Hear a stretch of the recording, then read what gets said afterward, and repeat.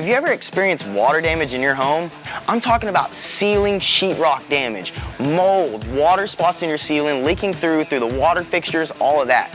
How does it happen? It's not from a leaky roof. It's from your AC unit or your water heater. As a 4-year veteran in the HVAC industry, I want to tell you that every HVAC and water heater drain pan is set up underneath the coil designed to catch the overflow of water.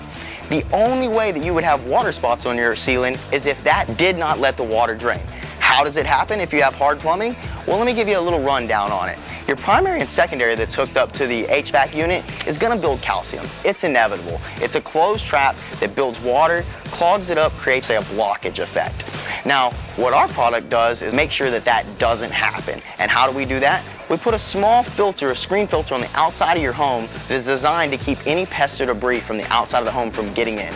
And what that does is that allows that overflowing water to drain out of the system like it's designed. Now you don't have an overflowing drain pan, which creates that water effect on the ceiling that we were just talking about. If you've ever experienced this, please log on to our website, modernacproducts.com. Look at a few of the photos, watch some of the videos, and maybe we can help give you a solution to this problem that's happened many, many times before.